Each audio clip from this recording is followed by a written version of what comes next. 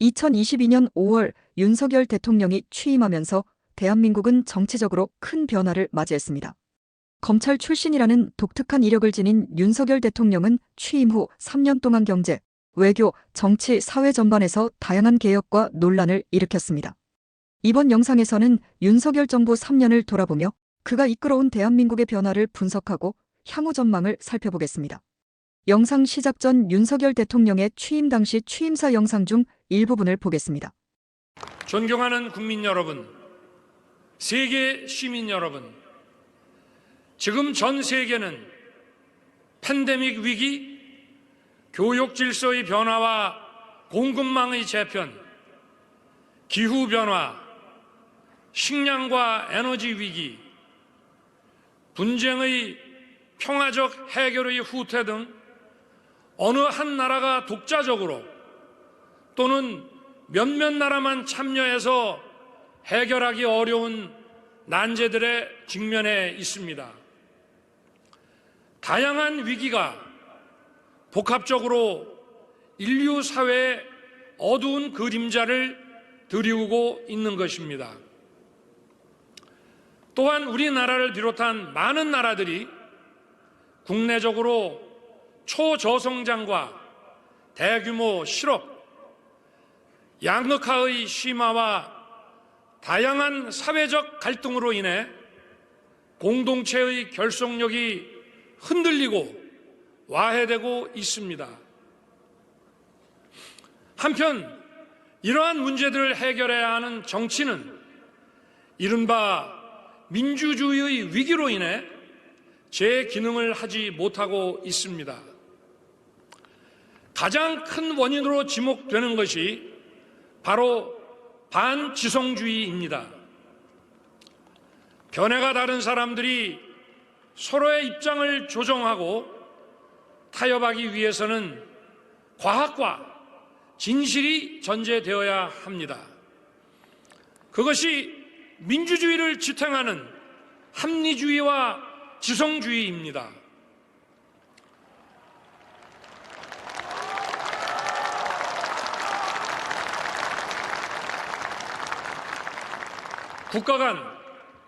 국가 내부의 지나친 집단적 갈등에 의해 진실이 왜곡되고 각자가 보고 듣고 싶은 사실만을 선택하거나 다수의 힘으로 상대의 의견을 억압하는 반지성주의가 민주주의를 위기에 빠뜨리고 민주주의에 대한 믿음을 해치고 있습니다. 이러한 상황이 우리가 처해 있는 문제의 해결을 더 어렵게 만들고 있습니다. 그러나 우리는 할 수 있습니다. 역사를 돌이켜보면 우리 국민은 많은 위기에 처했지만 그럴 때마다 국민 모두 힘을 합쳐 지혜롭게 또 용기 있게 극복해 왔습니다.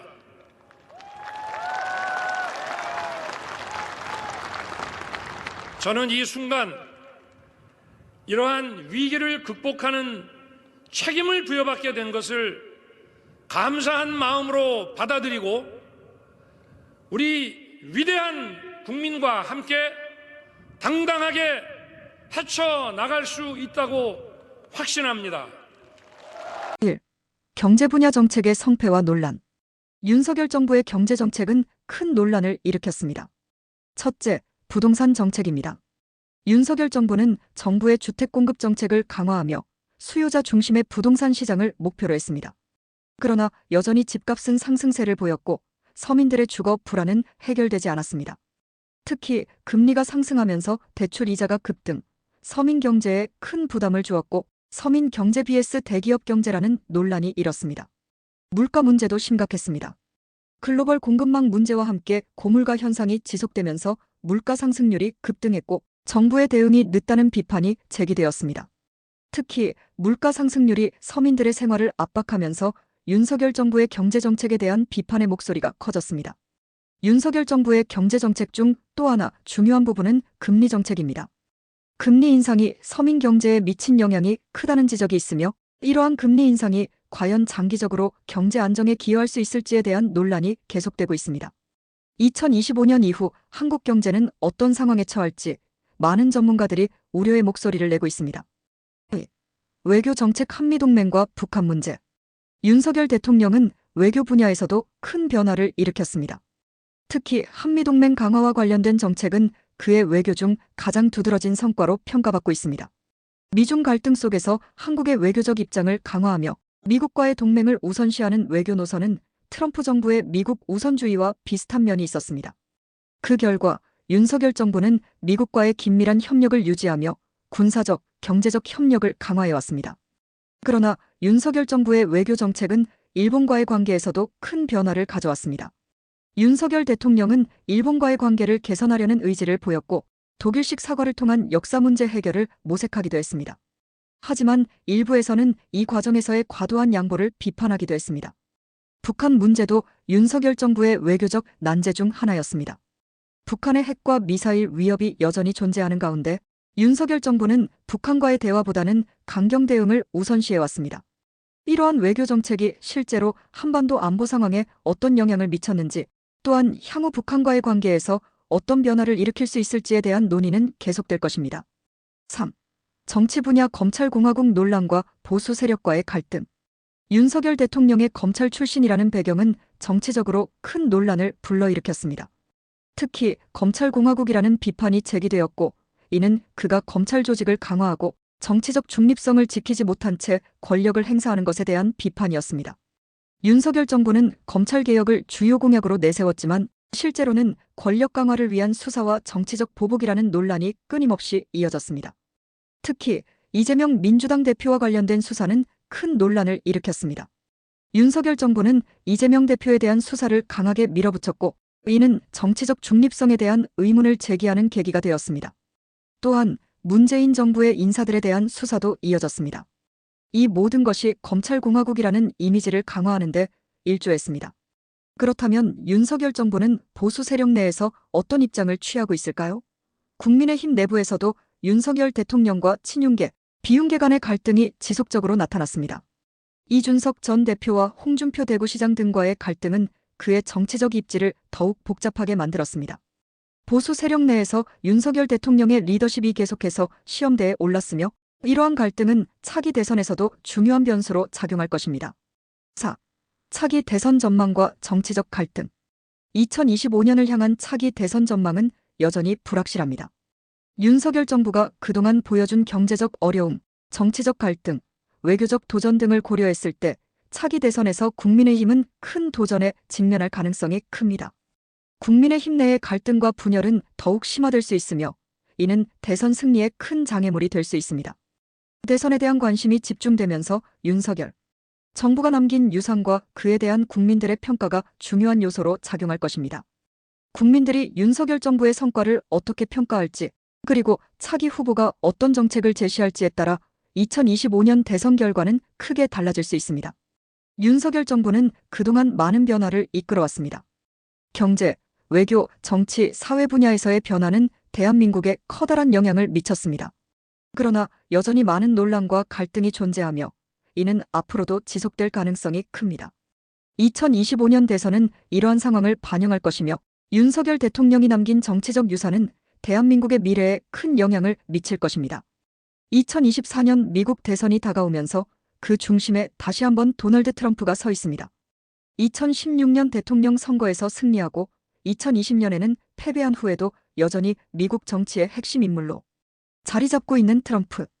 그의 재선 가능성, 그리고 그가 다시 집권한다면 미국과 전 세계에 미칠 영향에 대해 오늘 분석해 보겠습니다. 1. 트럼프 vs 바이든 승자는 2024년 대선에서 가장 큰 관심사는 트럼프와 현직 대통령인 조 바이든의 대결입니다. 트럼프는 2020년 대선에서 바이든에게 패배했지만 여전히 미국 내에서 강력한 지지층을 보유하고 있습니다. 2020년 대선 결과에 대한 논란이 여전히 존재하고 그가 지지하는 보수층은 강하게 결집되어 있습니다. 반면 바이든은 경제 회복과 팬데믹 대응, 외교 정책에서의 성과를 내세우며 다시 한번 승리를 목표로 하고 있습니다. 과연 2024년 대선에서 누가 승리할지 그 승자는 미국뿐만 아니라 전 세계에 큰 영향을 미칠 것입니다. 트럼프의 지지층 분석. 트럼프의 강력한 지지층은 그의 정치적 아이콘으로서의 위치를 확고히 하고 있습니다. 그의 지지층은 주로 백인 중장년층, 시골 지역 주민들, 그리고 경제적으로 어려운 계층에서 많이 형성되어 있습니다. 또한 트럼프는 미국 우선주의를 내세우며 이민 문제와 경제적 불평등을 강조해왔습니다. 이는 그의 지지자들에게 강한 공감대를 형성하게 했습니다. 트럼프의 지지층은 단순히 정책적인 동의에서 끝나는 것이 아니라 그가 내세우는 강력한 리더십에 대한 신뢰가 바탕이 됩니다. 트럼프가 다시 출마하면 그의 지지층은 과거와 같이 그를 향한 확고한 지지를 보낼 가능성이 큽니다. 3. 트럼프의 정책이 다시 돌아온다면? 트럼프가 다시 집권한다면 그의 정책은 어떻게 변할까요? 먼저 경제 정책에서는 트럼프는 보호무역주의를 강화할 가능성이 큽니다. It's the most beautiful word there is. Tariff! And these stupid people, stupid politicians, they don't like, look, they're either dumb or they're corrupt. 모든 중국 수입품에 60%의 고율 관세를 부과하고 수입품 전반에도 10에서 20%의 보편적 관세를 부과하겠다는 겁니다. 이처럼 관세를 높여 해외로 나간 기업을 돌아오게 만들어 미국을 제조업 강국으로 만들겠다는 계획입니다. 또 나프타와 같은 기존의 다자간 무역 체제보다 국가 대 국가 간 협상을 통해 미국의 유리한 무역 질서를 강조하고 있는데 글로벌 무역 장벽은 더욱 높아질 전망입니다. 반이민 정책도 현실화될 것으로 보입니다. 트럼프 전 대통령은 미국 내 일자리 보호를 위해 불법 이민자를 추방하고 국경 장벽을 다시 세우겠다고 강조해왔습니다. When I win on November 5th, the migrant invasion ends and the restoration of our country begins. 하지만 고율의 관세와 반이민 정책으로 인한 임금 상승은 미국 내 물가를 자극할 수 있습니다. 저금리 저물가 공약과는 양립하기 어렵다는 지적도 나옵니다. 트럼프 전 대통령의 자국 우선주의와 극단적 보호무역 정책이 글로벌 경제에 어떤 영향을 미칠지 각국이 주시하고 있습니다. 그는 미국 우선주의를 바탕으로 해외 무역에서 미국의 이익을 최우선으로 삼았습니다. 이를 통해 제조업과 일자리 창출을 목표로 했고 무역 전쟁을 통해 중국과의 관계에서 미국의 우위를 강화하려 했습니다. 또한 트럼프는 강력한 군사력과 안보 정책을 내세웠습니다. 이란, 북한, 러시아와의 관계에서 그의 강경한 입장은 여전히 그의 외교 정책의 핵심이 될 것입니다. 트럼프가 다시 집권한다면 이런 정책들이 다시 활성화될 것입니다. 4. 트럼프의 법적 문제 감옥에 가게 될까? 하지만 트럼프에게는 또 다른 큰 문제가 있습니다. 바로 그의 법적 문제입니다. 트럼프는 선거 개입, 탈세, 불법적인 사업 운영 등 여러 법적 문제에 직면해 있습니다. 트럼프는 2020년 대선에서 부정선거를 주장하며 여러 가지 법적 논란을 일으켰습니다. 또한 그는 그동안 여러 차례 세금 회피와 관련된 의혹을 받았으며 그가 이끌었던 트럼프 조직 역시 법적 압박을 받고 있습니다.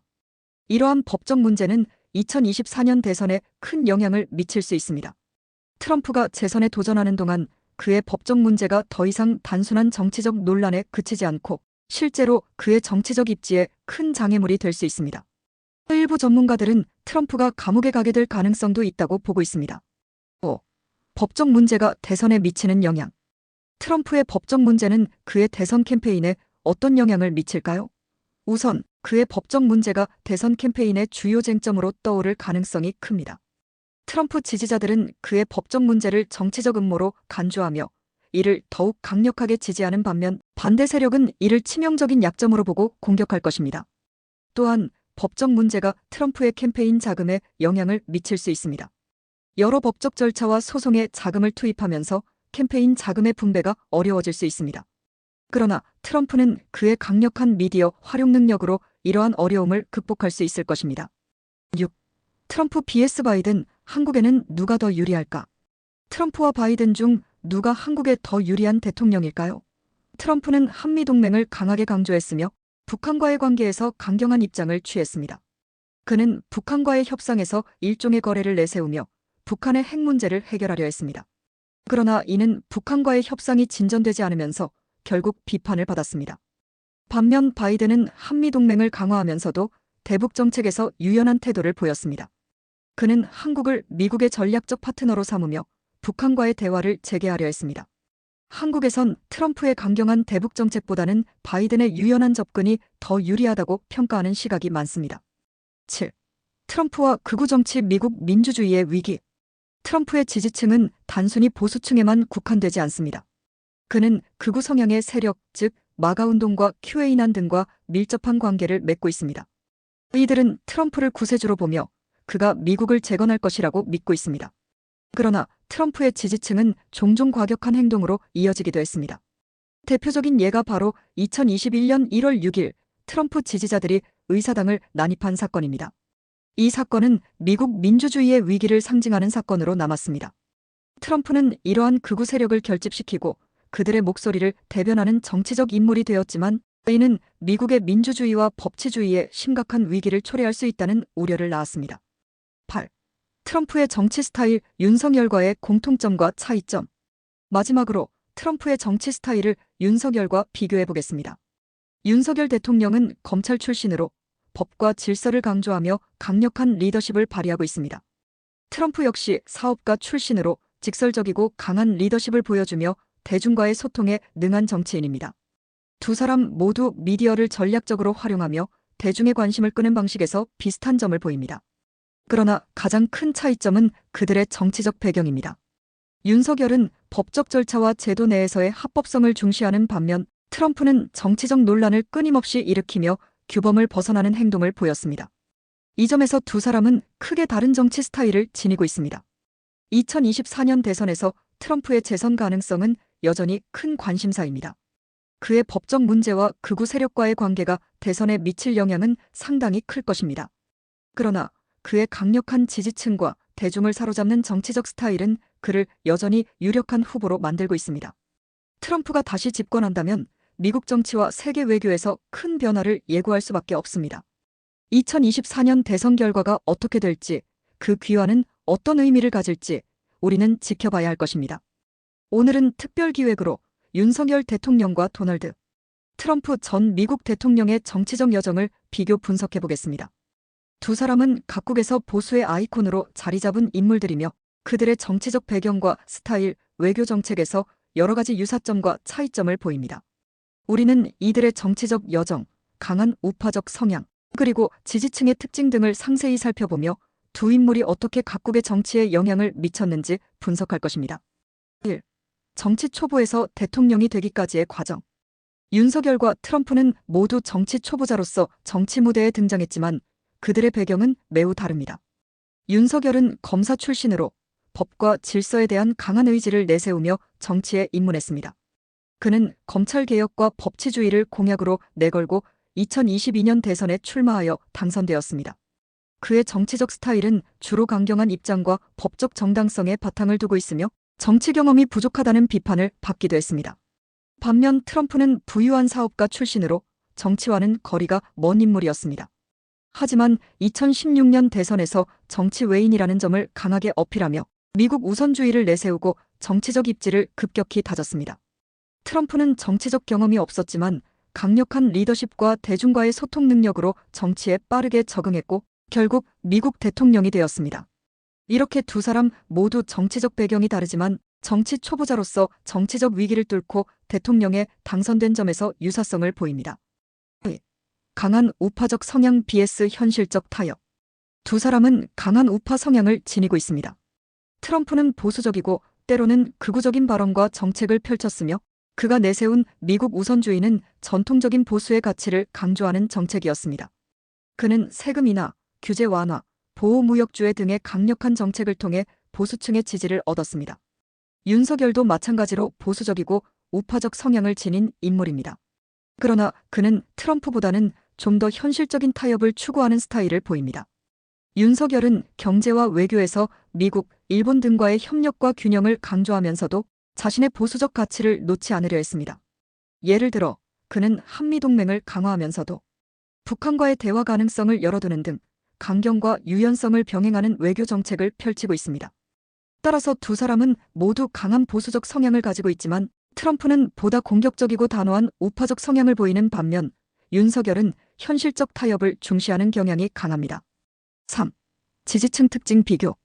트럼프의 지지층은 강력하고 단단한 충성도를 자랑합니다.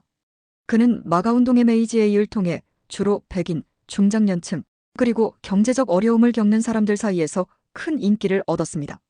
또한 트럼프의 지지층은 그의 직설적인 발언과 강력한 리더십에 큰 매력을 느끼며 그를 정치적 구세주로 보는 경향이 강합니다. 트럼프의 지지자들은 많은 부분에서 미국의 경제적 어려움과 이민 문제를 중점적으로 다루고 있습니다.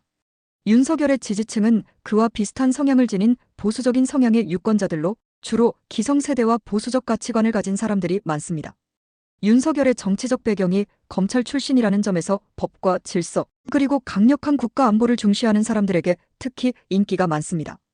또한 그의 정책이 직설적이고 강경한 성격을 띠고 있기 때문에 자신의 가치관을 확고히 가진 유권자들에게 높은 지지를 얻고 있습니다. 두 사람 모두 강한 지지층을 보유하고 있지만 트럼프는 경제적 불평등과 이민 문제를 중심으로 결집한 지지층을 형성한 반면 윤석열은 법치주의와 국가 안보를 중시하는 보수적 지지층을 기반으로 하고 있습니다. 4. 윤석열과 트럼프의 외교정책 비교. 자국 우선주의. 트럼프의 외교정책은 미국 우선주의에 뿌리를 두고 있었습니다. 그는 전통적인 다자주의적인 외교정책을 지향하고 미국의 이익을 최우선으로 삼았습니다. 트럼프는 유럽연합, 나토, 그리고 WTO 등 국제기구들과의 협상에서 미국의 이익을 강하게 주장하며 이로 인해 많은 외교적 갈등을 일으켰습니다. 또한 그는 한미동맹을 강화하면서도 일본과의 관계에서 강경한 입장을 취했습니다. 윤석열은 외교에서 자유민주주의 동맹을 강조하는 외교정책을 내세우고 있습니다. 특히 한미동맹 강화와 함께 북한 문제를 해결하기 위해 미국, 일본 등과 협력하는 외교정책을 추진하고 있습니다. 윤석열은 트럼프처럼 자국 우선주의를 내세우기보다는 민주주의와 자유를 공유하는 동맹국들과의 협력을 중시하고 있습니다. 따라서 트럼프는 자국 우선주의를 강하게 내세운 반면 윤석열은 자유민주주의 동맹을 중심으로 하는 외교정책을 펼친다는 점에서 차이를 보입니다. 5. 한미일 협력 vs 미중 갈등. 트럼프는 미중 갈등에서 주도적인 역할을 했습니다. 그는 중국과의 무역전쟁을 통해 미국의 경제적 이익을 우선시하며 중국을 견제하려 했습니다. 이는 전 세계 경제에 큰 영향을 미쳤으며 특히 한국과 일본 등 다른 아시아 국가들에게도 큰 도전 과제가 되었습니다. 윤석열은 한미일 협력을 중시하는 외교 정책을 내세우고 있으며 북한 문제와 같은 안보 이슈에서 한미일 3국 협력을 강조하고 있습니다. 이는 한미동맹을 강화하는 동시에 일본과의 관계 개선을 도모하는 전략으로 볼 수 있습니다. 그러나 미중 갈등이 심화되는 가운데 윤석열은 중국과의 관계에도 신중한 태도를 취하고 있습니다. 6. 북한 문제에 대한 접근 방식. 트럼프와 윤석열은 북한 문제에 대해서도 다른 접근 방식을 보입니다. 트럼프는 북한과의 직접적인 대화와 협상을 통해 문제를 해결하려 했습니다. 그는 김정은과의 회담을 통해 대북 정책에서의 유연성을 보였고 일부에서는 이를 개인의 외교로 평가하기도 했습니다. 반면 윤석열은 북한에 대해 좀 더 강경한 입장을 취하고 있습니다. 그는 북한의 핵과 미사일 개발을 강력히 규탄하며 한미동맹을 기반으로 북한에 대한 제재와 압박을 지속적으로 강화하고 있습니다. 윤석열과 트럼프는 정치적 배경과 스타일에서 많은 유사점과 차이점을 보입니다. 두 사람은 모두 강한 우파적 성향을 지니고 있으며 각국의 정치에 큰 영향을 미쳤습니다. 그러나 그들의 외교 정책, 북한 문제에 대한 접근 방식, 그리고 정치적 리더십에서 나타나는 차이는 두 사람을 비교할 때 중요한 요소가 됩니다. 윤석열과 트럼프, 이 두 보수 아이콘은 각국의 정치에서 어떤 영향을 계속 미칠지 앞으로의 행보를 지켜보는 것이 중요합니다. 2024년 11월 5일 트럼프는 재선에 성공하였고 2025년 1월 20일 대통령 취임식이 이루어졌습니다. Thank you very much. Wow.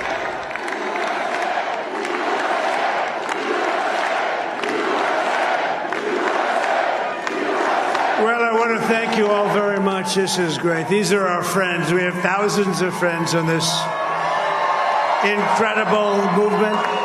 This was a movement like nobody's ever seen before.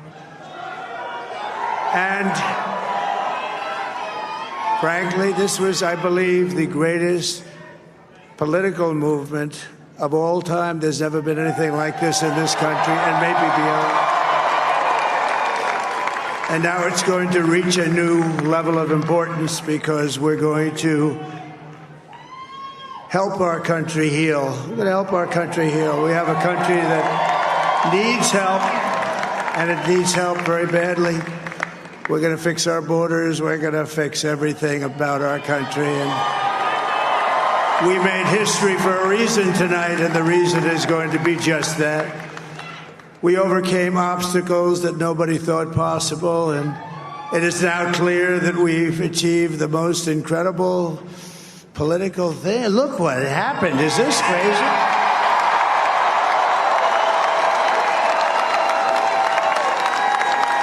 But it's a political victory that our country has never seen before, nothing like this. I want to thank the American people for the extraordinary honor of being elected your 47th president and your 45th president.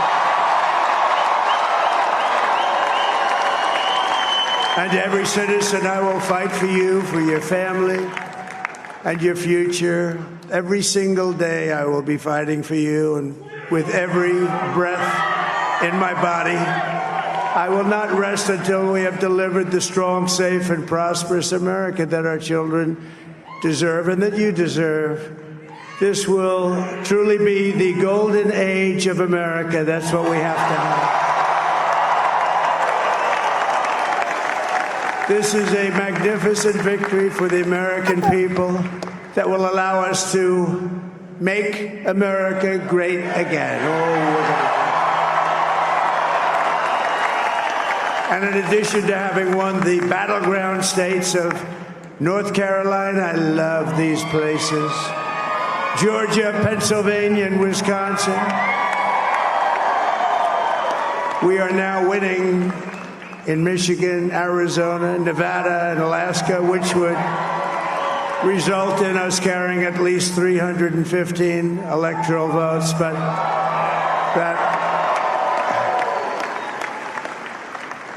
it's much easier doing what the networks did or whoever called it, because there was no other path. There was no other path to victory. We also have won the popular vote. That was great. Very proud of that.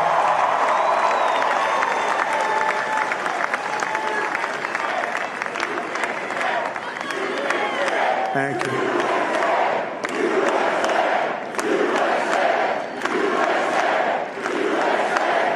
Thank you very much. Thank you. And, winning the popular vote was very nice, I will tell you.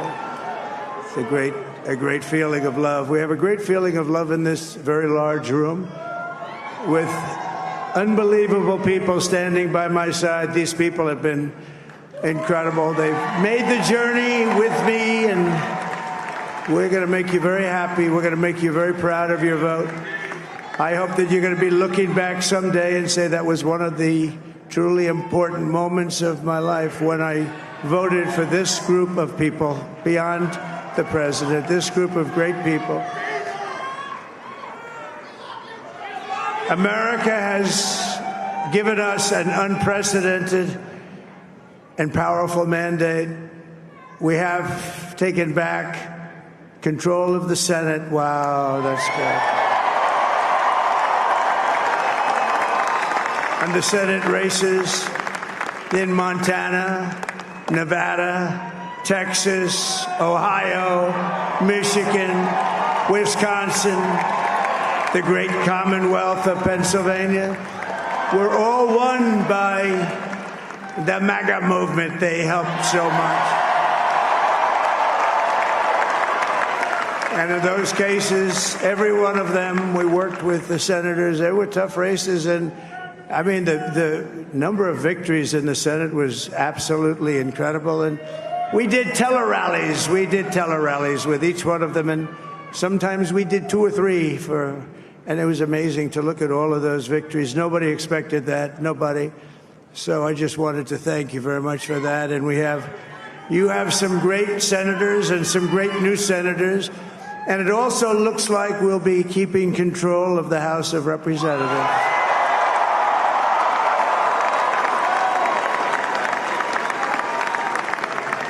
And I want to thank Mike Johnson. I think he's doing a terrific job. I want to also thank my beautiful wife, Melania, First Lady.